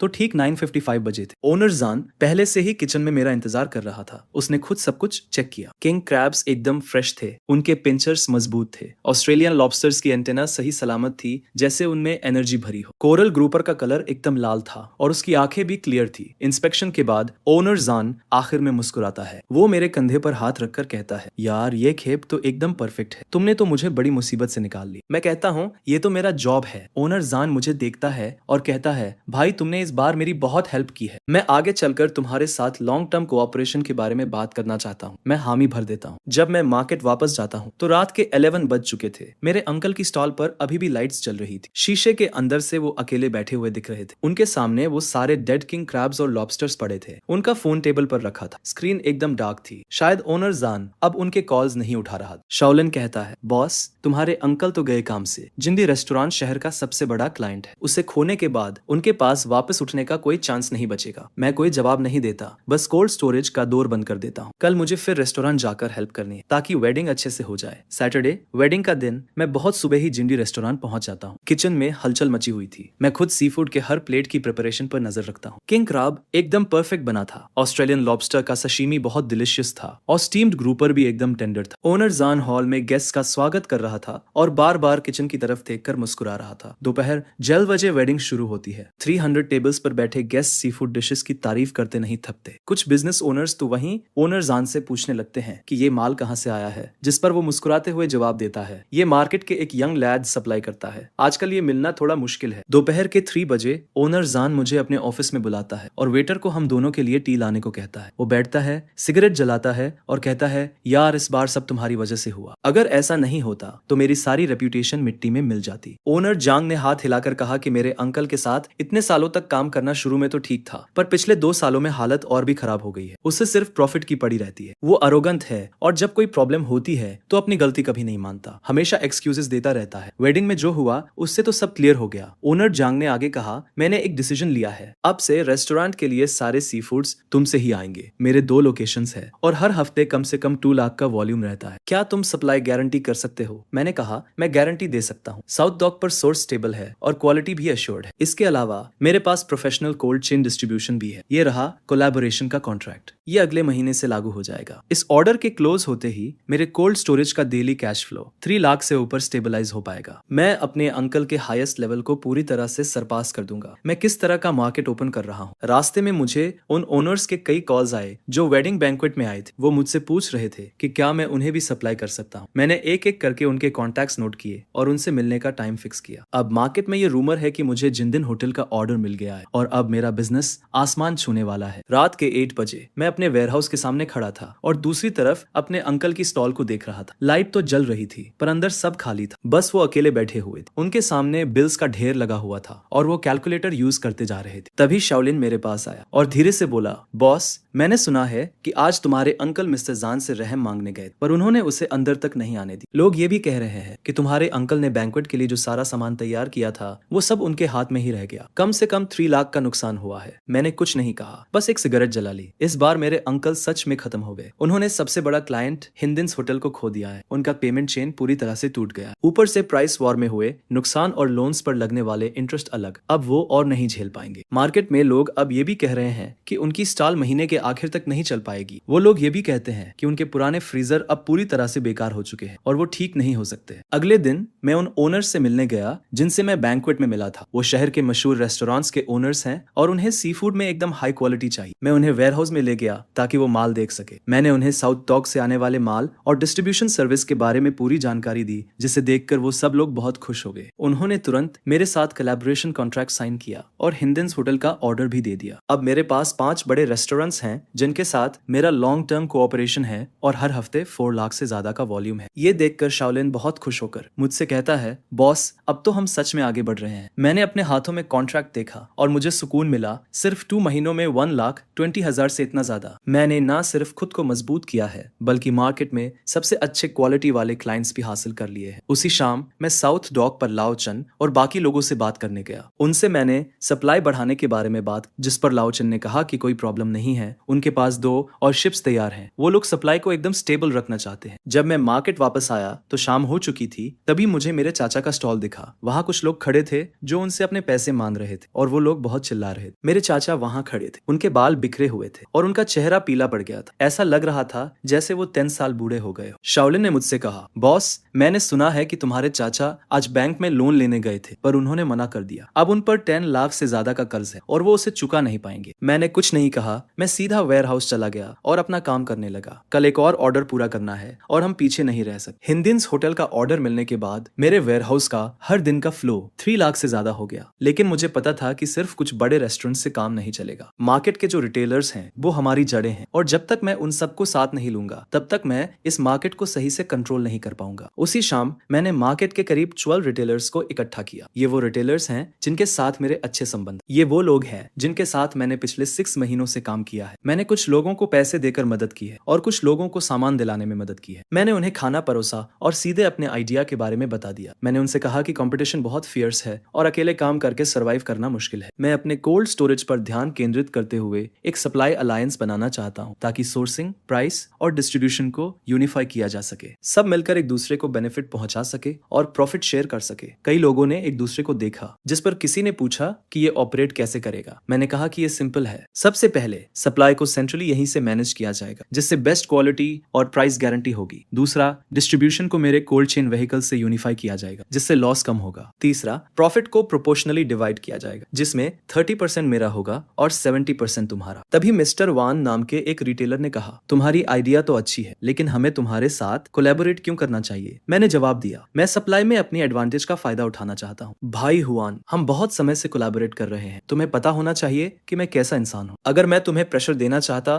तो मैं अभी भी कर सकता था। मैंने ये अलायंस इसलिए बनाया है ताकि सब लोग पैसे कमा सके, न कि सिर्फ मैं। फिर एक और रिटेलर ने पूछा, तुम्हारे अंकल का क्या होगा? अभी तो उनका बिजनेस अच्छा नहीं चल रहा। मैंने कहा, उन्हें डरने की जरूरत नहीं है, वो खुद को बैरली ही सपोर्ट कर पा रहे हैं। वो तुम्हारा क्या करेंगे? बिजनेस में कैपेसिटी मैटर करती है, कनेक्शंस नहीं। कुछ रिटेलर्स ने कुछ देर तक सोचा और फिर अग्री कर गए। वो बोले, तुम एक फेयर इंसान हो, हमें तुम पर ट्रस्ट है। उसी रात मैंने 13 रिटेलर्स के साथ अलायंस एग्रीमेंट साइन किया। अगले वीक से उनकी सारी सप्लाईज मुझसे ही आएगी। डिस्ट्रीब्यूशन भी मेरे कोल्ड स्टोरेज ट्रक से ही होगा। मैंने गारंटी दी कि स्टेबल सप्लाई, बेस्ट प्राइस और जीरो लॉस होगा। शाओलिन एक्साइटमेंट से बोला, बॉस, इससे तो हमने मार्केट को इंटीग्रेट कर लिया है। एक बार बाइंग और सेलिंग अलायंस काम करना शुरू कर दे तो मेरा सप्लाई और कमर्शियल आउटलेट पर पूरा कंट्रोल हो। इससे मेरे अंकल का मार्केट शेयर और भी कम हो जाएगा, जिससे उनकी सिचुएशन और भी मुश्किल हो जाएगी। अलायंस ऑफिशियली ऑपरेट करना शुरू कर देता है। मैं साउथ डॉक से बहुत सारा माल लेकर आता हूँ। मैंने वो सारा माल अलायंस के मेंबर्स में डिस्ट्रीब्यूट कर दिया और डिलीवरी ट्रक्स भी बिल्कुल टाइम पर पहुंच गए। हर एक खेप बिना नुकसान के पहुंची, जिसे देखकर रिटेलर्स ने थम्स अप किया और कहा कि आय के साथ काम करना अलग ही एक्सपीरियंस है। जल्दी ही ये बात पूरे मार्केट में फैल गई कि आय ने एक बाइंग और सेलिंग अलायंस बना लिया। 1 डजन से ज्यादा रिटेलर्स उस अलायंस में शामिल हो गए। सब एक दूसरे को सपोर्ट कर रहे थे और बिजनेस भी पहले से बेहतर होता जा रहा। ये खबर सुनकर मेरे अंकल का चेहरा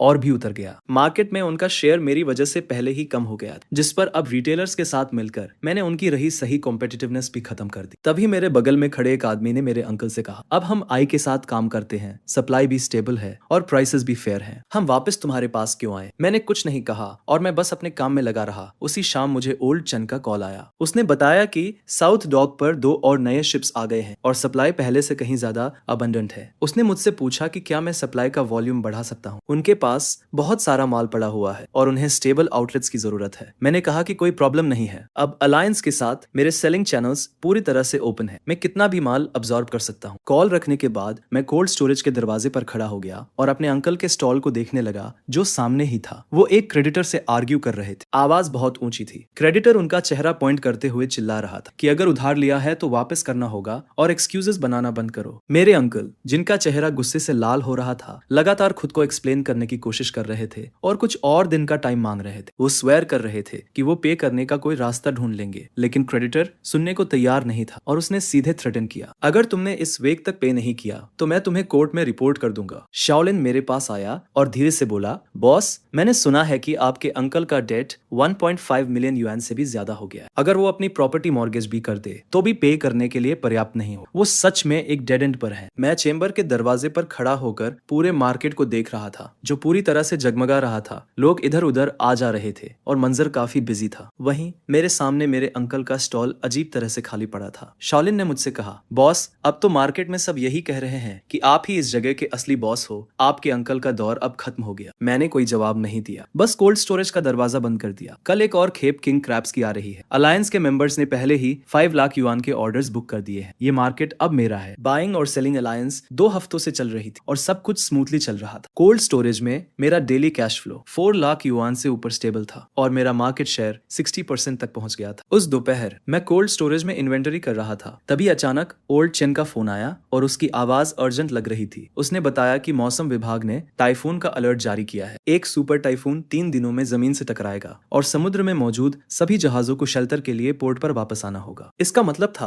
कि कम से कम 1 हफ्ते तक मार्केट में ताजी सी फूड की सप्लाई सप्लाई नहीं होगी। ये सुनकर मेरा दिल बैठ गया और मैंने तुरंत पूछा कि क्या वो अभी भी माल अनलोड कर सकते हैं। ओल्ड चेन ने कहा कि आज आखिरी दिन है, कल से सभी जहाजों को पोर्ट पर वापस आना होगा। उसने मुझसे कहा कि उसके पास अभी भी एक खेप बची है और पूछा कि क्या मैं उसे लेना चाहता हूँ। मैंने कहा कि मैं सब कुछ ले लूंगा और तुरंत वहां पहुंच जाऊंगा। फोन रखने के बाद मैंने शाओलिन को कॉल किया और हम सीधे रेफ्रिजरेटेड ट्रक में साउथ पियर की तरफ चल दिए। ड्राइव करते वक्त मैं सोच रहा था कि टाइफून की वजह से मार्केट में सप्लाई रुक जाएगी और सी फूड की कीमतें आसमान छू जाएंगी। अगर मैं पहले से ही काफी माल जमा कर लेता हूँ तो मैं न सिर्फ अलायंस के मेंबर्स के लिए सप्लाई सुनिश्चित कर पाऊंगा बल्कि मार्केट को भी स्थिर रख पाऊंगा। मैं शाम को साउथ पियर पर पहुंचा। ओल्ड चेन और उसकी टीम अर्जेंट तरीके से माल अनलोड कर रहे थे। पियर पर बहुत भीड़ थी। मैंने डिसाइड किया कि मैं सब कुछ मौके पर ही खरीद लूंगा और तुरंत 3 लाख युआन का पेमेंट ट्रांसफर कर दिया। ओल्ड चेन ने कहा, अरे ये टाइफून बहुत स्ट्रांग है, अच्छे से तैयारी कर लो। मेरा मानना है कि कम से कम 1 हफ्ते तक इंटरप्शन रहेगी और मार्केट में स्टॉक खत्म हो जाएगा। मैंने सिर हिलाकर कहा कि सब कुछ कंट्रोल में है, मैं रात में ही सारा माल वापस मार्केट ले जाता हूँ। जब हम सब कुछ खत्म करते हैं तब रात के 11 बज चुके थे। शाओलिन और मैं सॉर्टिंग, पैकिंग और स्टोरेज करने लगते हैं। मैं कोल्ड स्टोरेज के बैकअप जनरेटर को अच्छी तरह से चेक करता हूँ ताकि तूफान के दौरान पावर कट ना हो जाए। अगली सुबह पूरे मार्केट में तूफान की अफवाहें फैलने लगती है। बहुत सारे स्टॉल ओनर्स अर्जेंट स्टॉक जमा करने की कोशिश कर रहे थे, लेकिन ज्यादातर शिप्स पहले ही पोर्ट पर वापस आ चुके थे, जिस वजह से कुछ भी खरीद पाना इम्पॉसिबल था। शाओलिन मुझसे कहता है, बॉस, मार्केट में हर कोई सामान पाने के लिए डेस्परेट है और प्राइसेस पहले ही 30% तक बढ़ चुके हैं। मैं उसे जवाब देता हूँ, चिंता मत करो, पहले अलायंस मेंबर्स के लिए सप्लाई सिक्योर करते हैं और फिर देखते हैं कि सरप्लस का क्या करना है। मैं अलायंस के मेंबर्स को एक मीटिंग के लिए बुलाता हूँ। मैं उनसे कहता हूँ कि तूफान आने वाला है और मार्केट में कम से कम 1 हफ्ते तक सप्लाईज खत्म हो जाएंगी, लेकिन मैंने पहले से ही पर्याप्त स्टोरेज कर लिया है जिससे उनकी सप्लाईज अफेक्टेड नहीं होंगी और प्राइसेस भी नहीं बढ़ेंगे। कई छोटे ट्रेडर्स राहत की सांस लेते हैं। वो कहते हैं, वहां तुम्हारी दूरदर्शिता तो कमाल की है, वरना हम सबको तो बंद ही करना पड़ता। मीटिंग के बाद दूसरे स्टॉल ओनर्स भी मुझे ढूंढने लगते हैं और ऊंचे प्राइसेस पर सामान खरीदना चाहते हैं, लेकिन मैं उन सभी को ये कहकर रिजेक्ट कर देता हूँ कि प्रायोरिटी अलायंस मेंबर्स की है। दोपहर में मुझे पता चलता है कि मेरे अंकल भी सामान जमा कर रहे हैं। शाओलिन मुझे बताता है कि मेरे अंकल ने हाई इंटरेस्ट लोन लिया है और छोटे पोर्ट्स पर हाई प्राइसेस पर बड़ी मात्रा में सामान खरीदा है, इस उम्मीद में कि वो तूफान के दौरान एक बड़ी फॉर्च्यून कमाएंगे और रिकवर कर लेंगे। ये सुनकर मेरा दिल डूब जाता है। मेरे अंकल सब कुछ एक ही चाल में दांव पर लगा रहे थे, लेकिन उनकी पुरानी रेफ्रिजरेशन मशीन्स इतनी बड़ी मात्रा में लोड सहन नहीं कर पाएंगी। अगर कुछ गलत हो गया तो लॉसेस बहुत ज्यादा होंगे। शाम को मैं स्पेशली मेरे अंकल के स्टॉल पर जाता हूँ। वो अपने वर्कर्स को सामान कोल्ड स्टोरेज में ले जाने के लिए डायरेक्शन दे रहे थे और उनके चेहरे पर एक अजीब सी स्माइल थी। उनकी रेफ्रिजरेशन मशीन्स पूरी कैपेसिटी से चल रही थी और एक बहरा कर देने वाला शोर निकल रहा था। मैं उन पुरानी मशीनों के सामने खड़ा था, एक अजीब सी आशंका के साथ। तभी शाओलिन मेरे पास आता है और धीरे से कहता है, बॉस, आपके अंकल ने जो माल जमा किया है वो कम से कम 5 लाख का तो होगा ही। क्या आपकी ये पुरानी मशीन्स इसे संभाल पाएंगी? मैं बिना कुछ कहे अपना सिर हिला देता हूँ। उस रात मैं फिर से अपने कोल्ड स्टोरेज के सारे इक्विपमेंट चेक करता हूँ। रेफ्रिजरेटर्स नॉर्मली काम कर रहे थे और टेम्परेचर 5 डिग्री सेल्सियस नीचे स्टेबल था। जनरेटर के सारे टेस्ट भी एक्टिवेट करने के लिए रेडी थे। मैंने कुछ छोटे जनरेटर्स भी तैयार रखे थे। इसके बाद रात के 12 बजे वेयरहाउस के दरवाजे के सामने खड़े होकर मैं आसमान की ओर देखता हूँ। काले बादल इकट्ठा होने लगते हैं और हवा तेज हो जाती है। वेदर फोरकास्ट में बताया गया था कि टाइफून अगले दिन सुबह तक लान से टकराएगा, जिसकी विंड स्पीड 14 ग्रेड तक होगी। मेरे अंकल का स्टॉल मेरे स्टॉल के सामने था, जहां अभी भी रोशनी थी। ग्लास से मैं उन्हें अकेला अपने माल के सामने बैठा हुआ देख सकता था।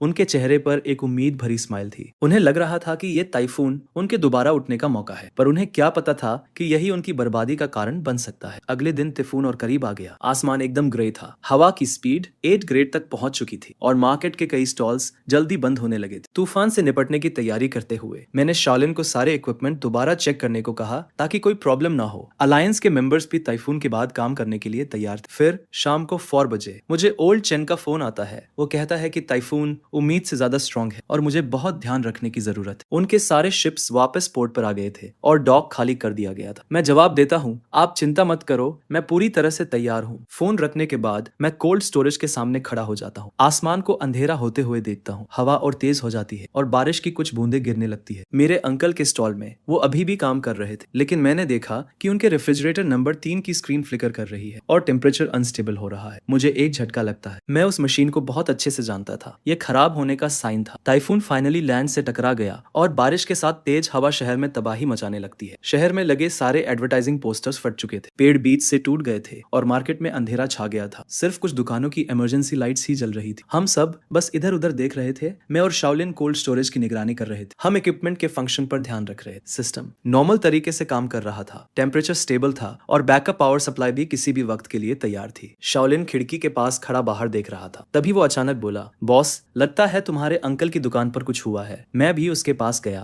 और बारिश में देखने लगा। मेरे अंकल की दुकान में अंधेरा था, उनके सारे रेफ्रिजरेटर्स बंद थे और वो टॉर्च की रोशनी में इधर उधर घूम रहे थे। शाओलिन ने कहा, बॉस, उन्होंने बैकअप का कोई इंतजाम नहीं किया था। बॉस, अगर पावर नहीं आई तो उनका सारा सामान खराब हो जाएगा। मैंने कुछ नहीं कहा और अपने इक्विपमेंट की निगरानी करता रहा। तूफान पूरे 6 घंटे चला। फिर धीरे धीरे हवा और बारिश कम होने लगी, आसमान साफ होने लगा और मैं कोल्ड स्टोरेज से बाहर निकला। मार्केट में सब कुछ तहस नहस हो गया था। हर जगह डेड सी फूड फैला हुआ था। दूर से ही सड़ने की बदबू आ रही थी। शाओलिन बोला, बॉस, तुम्हारे अंकल का तो सब खत्म हो गया। 6 घंटे तक लाइट नहीं थी और सारे रेफ्रिजरेशन मशीन्स बंद थे। 5 लाख का माल खराब हो गया। मैं भी जाकर देखने लगा। किंग क्रैब्स, ऑस्ट्रेलियन लॉबस्टर्स और स्टार ग्रुपर सड़े हुए मांस में बदल चुके थे। मेरे अंकल वहीं पर खाली नजरों से बैठे थे, जैसे उनकी आत्मा ही निकाल ली गई। मुझे देखकर उनकी आंखों में कई सारे इमोशंस दिखे, लेकिन आखिर में उन्होंने कुछ नहीं कहा, बस सिर झुका लिया। मैं बिना उन्हें देखे वापस मुड़ गया। कोल्ड स्टोरेज में वापस आकर मैंने इन्वेंटरी चेक करना शुरू किया। तूफान में 0 नुकसान हुआ था। सारा सी फूड जिंदा था। मैंने तुरंत अलायंस के मेंबर्स को इन्फॉर्म किया कि हम नॉर्मल सप्लाई कर सकते हैं। सुबह 10 बजे तक मार्केट फिर से शुरू हो गया, लेकिन ज्यादातर दुकानों को पावर कट की वजह से बहुत नुकसान हुआ था और उनके पास बेचने के लिए कुछ नहीं था। सिर्फ मेरा ही गोदाम ठीक से काम कर रहा था। जल्द ही सिर्फ मेरे पास ही स्टॉक था। बड़े बड़े रेस्टोरेंट्स के बायर्स मुझे कॉल करके पूछने लगे कि क्या मैं उन्हें सप्लाई कर सकता हूँ। मैंने हाँ तो कह दिया, पर मैंने कहा कि प्राइसेस मार्केट के हिसाब से ही चलेंगे। तूफान के बाद सी फूड की कमी हो गई थी। प्राइसेस बढ़ गए थे,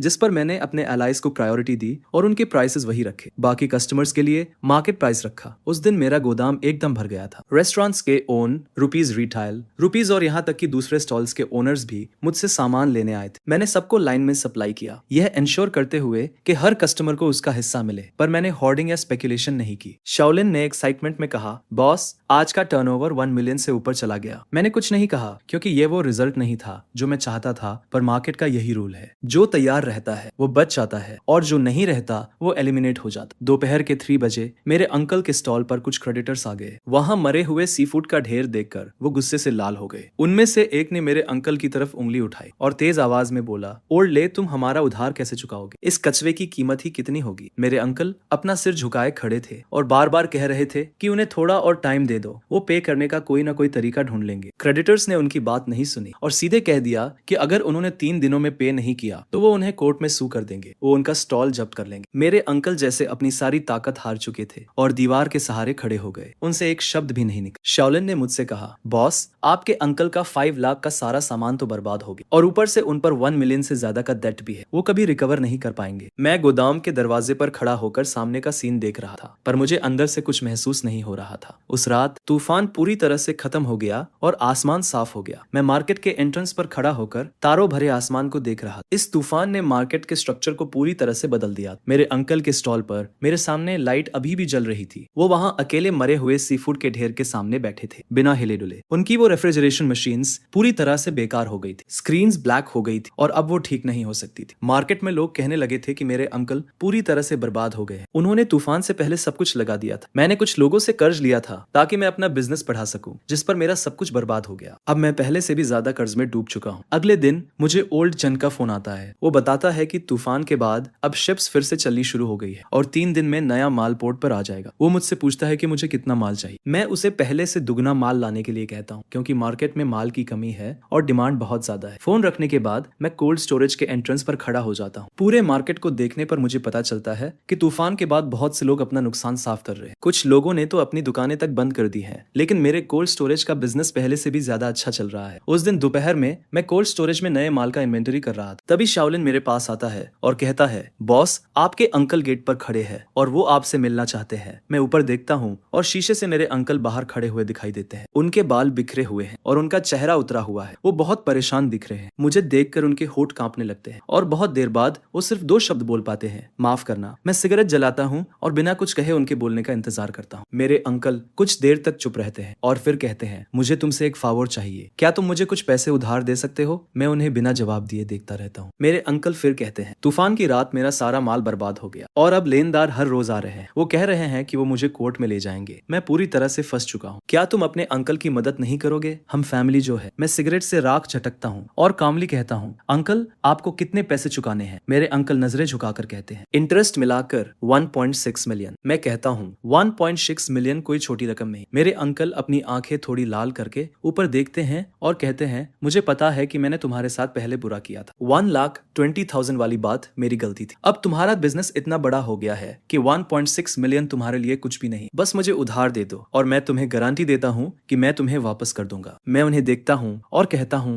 अंकल आप मुझे वापस कैसे करेंगे? मेरे अंकल हैरान होकर जवाब देते हैं, मेरे पास अभी भी वो स्टॉल है, भले ही उसकी कीमत अब ज्यादा ना हो, लेकिन लोकेशन अभी भी अच्छी है। जब मैं ठीक हो जाऊंगा तो तुम्हें ब्याज के साथ पैसे लौटा दूंगा। ये सुनकर मैं हंसता हूँ और कहता हूँ, चाचा क्या सच में आपको लगता है कि आप ठीक हो पाएंगे? मेरी बात सुनकर चाचा एकदम चुप हो जाते हैं। उनका चेहरा शर्म से लाल हो जाता है। मैं आगे कहता हूँ कि तूफान आने से पहले मौसम विभाग ने चेतावनी दी थी कि सबको जनरेटर तैयार रखना चाहिए, लेकिन उन्होंने कुछ नहीं किया और डेस्परेशन में आकर सूदखोरों से कर्ज लेकर सामान भर लिया। ये तो उनकी अपनी गलती थी। अब जब सब कुछ गलत हो गया है तो मुझसे पैसे मांगने आ गए। किस हक से? मेरे चाचा कहते हैं, अरे हम तो परिवार है। मैं जवाब देता हूँ, चाचा जब मुनाफा बांट रहे थे तब तो मुझे परिवार नहीं समझा। 3065 दिन साल भर मैं तुम्हारे लिए काम करता रहा और तुमने मुझे सिर्फ 1,20,000 दिए, ये कहकर कि मैं तो बस सस्ता मजदूर हूँ। अब जब तुम मुश्किल में हो तो तुम्हें याद आ रहा है कि हम परिवार है। मेरे चाचा एकदम चुपचाप खड़े रह जाते हैं, जैसे उनकी सारी ताकत ही चली गई हो। मैं सिगरेट बुझाता हूँ और कहता हूँ, चाचा मैं तुम्हारी मदद कर सकता हूँ, लेकिन पैसे उधार देकर नहीं। ये सुनकर चाचा की आंखें चमक उठती हैं और वो कहते हैं, अरे बताओ, जब तक मैं इस क्राइसिस से उबर जाऊं मैं तुम्हारी हर शर्त मानने को तैयार हूँ। मैं कहता हूँ, तुम अपनी पोजीशन मुझे दे दो और मैं 1.6 मिलियन लगाकर तुम्हारे सारे कर्ज चुकाने में मदद करूंगा। मेरी बात सुनकर चाचा एकदम सन्न रह जाते हैं, बहुत देर तक कुछ नहीं बोलते। मैं उन्हें समझाता हूँ कि अब वो पोजीशन सिर्फ एक खोखला शेल है और सारे कूलिंग सिस्टम बेकार हो चुके हैं, कस्टमर्स भी जा चुके हैं और अगर वो मुझे नहीं देंगे तो लेनदार कोर्ट के जरिए उसे जब्त कर लेंगे। जब्त होने से बेहतर है कि वो मुझे बेच दे, कम से कम इससे उनके सारे कर्ज तो चुकता हो जाएंगे और वो जेल जाने से भी बच जाएंगे। मेरे चाचा का चेहरा पीला पड़ जाता है और होठ कांपते हुए वो कहते हैं, अरे ये पोजीशन तो 10 साल की मेरी मेहनत का फल है। जिस पर मैं कहता हूँ कि मेहनत से कर्ज नहीं चुकाए जाते। अब उनके पास सिर्फ दो ऑप्शन है, या तो वो पोजीशन मुझे दे दें, अपने कर्ज चुकाएं और नई शुरुआत करें, या फिर मुकदमे का इंतजार करें, पोजीशन जब्त हो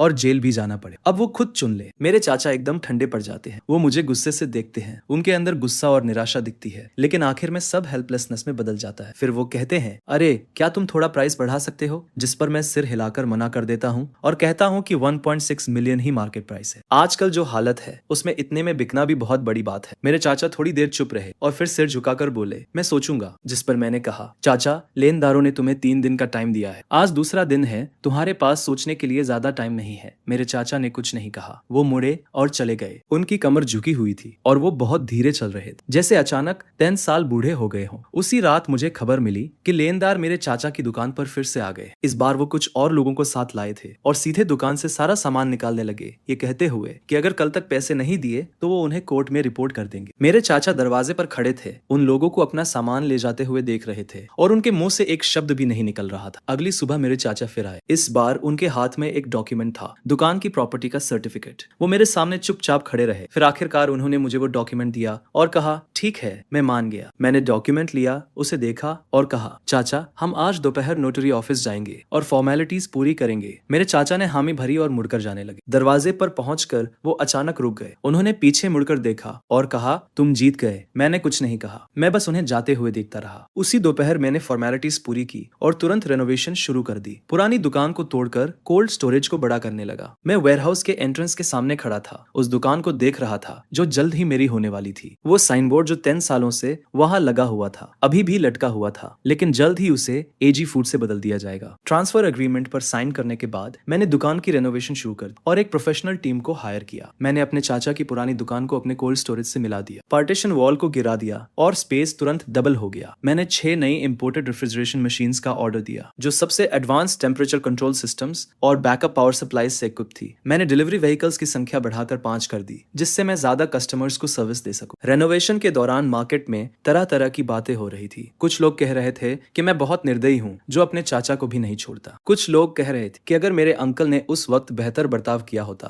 तो उनका ऐसा हाल नहीं होता। मैंने उन बातों पर ध्यान नहीं दी और बस अपने काम पर फोकस किया। एक हफ्ते बाद मेरी नई दुकान बनकर तैयार हो गई। एक बहुत बड़ी जगह थी, लगभग 1000 स्क्वायर मीटर्स की। 6 नई रेफ्रिजरेशन मशीन्स एकदम परफेक्ट लाइन में लगी हुई थी। डिलीवरी ट्रक्स दरवाजे पर पार्क किए हुए थे और सी फूड डिस्ट्रीब्यूटर का साइन सूरज की रोशनी में चमक मजाक रहा था। मैंने कोई सेरेमनी नहीं की, बस अलायंस मेंबर्स और कुछ इंपॉर्टेंट कस्टमर्स को बता दिया, लेकिन खबर फिर भी फैल गई। लगभग पूरा मार्केट ही देखने आ गया। बॉस जान कई रेस्टोरेंट ओनर्स के साथ मुझे बधाई देने आए। उन्होंने बिजनेस का साइज देखा और अपनी थंब ऊपर करके कहा, वाह, कुछ ही महीनों में तुमने मार्केट को इस तरह से इंटीग्रेट कर लिया, यह तो कमाल है। अलायंस मेंबर्स भी आए। 13 रिटेलर्स नई दुकान के सामने चेहरे पर स्माइल लिए खड़े थे। उन्होंने कहा कि तुम्हारे साथ काम करके इन 2 महीनों में हमने पिछले पूरे साल से ज्यादा कमाया है। मैंने कहा, अगर हम सब मिलकर मेहनत करेंगे तो फ्यूचर और भी बेहतर होगा। ओपनिंग के दिन डेली कैश फ्लो 1.5 मिलियन को पार कर गया। सुबह से रात तक ऑर्डर्स आ रहे थे। 5 डिलीवरी व्हीकल्स लगातार आ जा रहे थे और सारे कस्टमर्स को टाइम पर सामान मिल रहा था। शाओलिन ने मुझे अकाउंट बुक दिखाई और एक्साइटमेंट से कहा, बॉस, इस पेस से तो इस महीने हम 3 मिलियन का नेट प्रॉफिट पार कर लेंगे। मैंने हामी भरी। 3 मिलियन तो मेरे अंकल और मेरा पूरे साल का नेट प्रॉफिट होता था। अब एक महीने में इतना कमाना एकदम पॉसिबल लग रहा था। मैं दुकान के सामने खड़ा होकर पूरे मार्केट को देख रहा था। वो जगह जहां पहले मेरे अंकल की दुकान थी, अब मेरी थी। उस रात मैंने अलायंस मेंबर्स और की एम्प्लॉइज को मीटिंग के लिए बुलाया। मैंने उनसे कहा, अगले महीने से मैं 20% रखूंगा और आप लोग 80% रखेंगे। रिटेलर्स हैरान रह गए और वान नाम के एक आदमी ने कहा, बॉस, ये कैसे पॉसिबल है? आप सामान और डिस्ट्रीब्यूशन प्रोवाइड करते हैं और रिस्क भी आप लेते हैं। 20% तो बहुत कम है। मैंने जवाब दिया, भाई वान, अब मेरा बिजनेस बढ़ गया है और वॉल्यूम भी बढ़ गया है, तो 20% कम नहीं है। आप लोग ज्यादा कमाएंगे तो आप लोगों को मेरे साथ काम करते रहने की मोटिवेशन भी मिले। कई रिटेलर्स की आंखें नम हो जाती है और वो कहते हैं, तुम्हारे साथ काम करना वर्थ इट है। मीटिंग खत्म होने के बाद मैं उस स्टॉल के सामने खड़ा रहता हूँ जो मार्केट की रोशनी से जगमगा रहा है और लोग इधर उधर आ जा रहे हैं। सब कुछ बहुत बिजी है। शाओलिन मुझे बताती है कि आज अंकल मार्केट आए थे। वो एंट्रेंस पर बहुत देर तक खड़े रहे, हमारे नए स्टॉल को देखते रहे और फिर बिना कुछ कहे चले गए। अंकल वो 1.6 मिलियन लेकर अपनी सारी डेट्स तो चुका देते हैं, लेकिन इस मार्केट में 10 सालों में बनाई उनकी फाउंडेशन पूरी तरह से खत्म हो चुकी। अब वो बस एक कॉमन आदमी है। अब वो पहले जैसे अरोगेंस से भरे स्टॉल ओनर नहीं रहे। देर रात में स्टॉल का डोर बंद कर देता हूँ, आराम करने के लिए रेडी होकर। जब मैं मार्केट के एंट्रेंस से गुजरता हूँ तो मुझे एक फेमिलियर फिगर वहां खड़ी दिखती है। वो अंकल थे। वो मार्केट के एंट्रेंस पर खड़े थे, अंदर की ब्राइट लाइट्स को देख रहे थे, साइन बोर्ड को देख रहे थे। वो साइन बोर्ड एक कॉम्प्लेक्स लुक के साथ। मैं उनके पास जाता हूँ। मैं उनके बगल में बिना कुछ कहे खड़ा हो जाता हूँ। काफी साइलेंस के बाद अंकल मेरी तरफ देखते हैं। फाइनली वो कहते हैं, आई, अच्छा काम करो। ये कहकर वो मुड़ जाते हैं और चले जाते हैं। अब उनमें वो पहले वाली स्टॉल ओनर वाली बात नहीं रही। 1,20,000 से अब तक 3 मंथ से भी कम टाइम में मैं टोटल काउंटर अटैक कर देता हूँ। मार्केट का सबसे बड़ा स्टॉल, सप्लाई का सबसे स्टेबल सोर्स, सबसे क्वालिटी वाले कस्टमर्स, सब कुछ मेरे हैंड्स में है। ये मार्केट अब मेरा है। ईयर एंड होने वाला है। ये ईयर जब मैंने ब्रेकअप के बाद 1,20,000 से स्टार्ट किया था, तब से पूरे मार्केट को कंट्रोल करने तक ऐसा लगता है जैसे पूरी लाइफ बीत गई। उस नाइट मैंने सारे एम्प्लॉइज और अलायंस मेंबर्स को इकट्ठा किया और नए स्टॉल पर 10 से ज्यादा टेबल्स लगाए। सियोलिन, ओल्ड चेन, ओल्ड हान, ओल्ड जो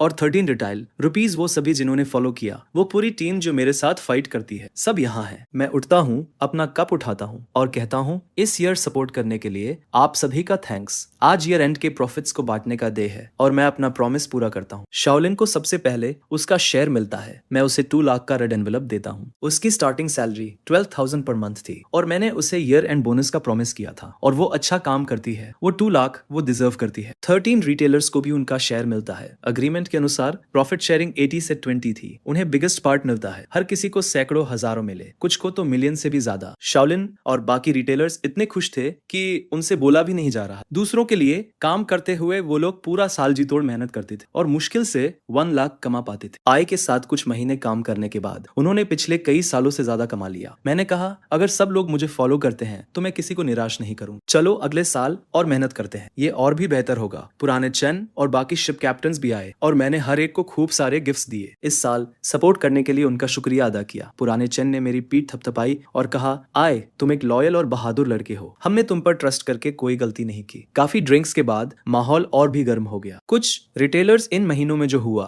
उसे याद करने लगे। वो बता रहे थे कि कैसे शुरुआत में मार्केट में किसी को मुझ पर भरोसा नहीं था। वो सोचते थे कि मैं इतना जवान होकर अपने अंकल को कैसे हरा पाऊंगा, लेकिन किसने सोचा था कि कुछ ही महीनों में सिचुएशन पूरी तरह से बदल जाएगी। बानकेटे खत्म हो गया और काफी देर हो चुकी थी। मैं स्टॉल के सामने खड़ा था, तभी शाओलिन आई और उसने मुझे एक अकाउंट बुक दी। उसने कहा कि ओपनिंग से लेकर अब तक टोटल कैश फ्लो 23 मिलियन है और नेट प्रॉफिट 8.5 मिलियन है। मैंने बुक ली और नंबर्स देखे। पिछले साल अंकल के साथ पूरा साल काम करके टोटल फ्लो 5 मिलियन से ज्यादा था। नेट प्रॉफिट 2.85 मिलियन था और मुझे सिर्फ 1,20,000 मिले थे। इस साल खुद के लिए 3 महीने से भी कम काम करके नेट प्रॉफिट पिछले साल से 3 गुना ज्यादा था। इस साल मुझे बहुत कुछ समझ जाए। रूल्स तभी मायने रखते हैं जब वो तुम्हारे हाथ में हो। कैपिटल उसका था, रिलेशंस उसके थे, इसलिए वो डिसाइड करता था। अब स्टॉल मेरा है, सप्लाई मेरी है, कस्टमर्स मेरे हैं, मैं डिसाइड करता हूँ। लेकिन मैं अपने अंकल की तरह नहीं बनूंगा जो सिर्फ मुझे एक्सप्लॉइट करने की चिंता करते थे। आखिर में वो अकेले रह गए और उन्हें धोखा मिला। मुझे वो करना चाहिए जिससे जो लोग मुझे फॉलो करते हैं वो भी पैसा कमाए। सिर्फ तभी हम और आगे बढ़ पाएंगे। शाओलिन मुझे बताती है कि मेरे अंकल अब एक छोटे से रेस्टोरेंट में किचन में काम करते हैं। स्टॉल का ओनर होने से एक एम्प्लॉय बनने तक ये कॉन्ट्रास्ट ऐसी चीज नहीं है जिसे कोई भी सहन कर सके, लेकिन ये उनकी अपनी पसंद थी जिस तरह से उन्होंने मेरे साथ बिहेव किया था। अब वो वैसा ही रिएक्ट कर रहे हैं। आधी रात को मैं दुकान का दरवाजा बंद करता हूँ। न्यू ईयर की बेल्स बजने वाली है और मार्केट में पटाखे फोड़े जा रहे हैं। मैं सी फूड होलसेलर के साइन के नीचे खड़ा हूँ। अपनी 1000 स्क्वायर मीटर की दुकान को देखता हूँ। उन 6 नई रेफ्रिजरेशन मशीन्स को देखता हूँ। एंट्रेंस पर खड़ी मेरी 5 कोल्ड चेन ट्रक्स को देखता हूँ जिनकी कीमत 1,20,000 से 8.5 मिलियन तक है। एक एक्सप्लॉयटेड एम्प्लॉय से मार्केट का सबसे बड़ा सप्लायर बनने में मुझे 3 महीने से भी कम समय लगा। इस साल मैंने सबसे इंपॉर्टेंट चीज सीखी। रूल्स तुम्हें असली कॉन्फिडेंस तभी देते हैं जब वो तुम्हारे हाथों में हो। तभी शाओलिन मेरे पास आता है और कहता है,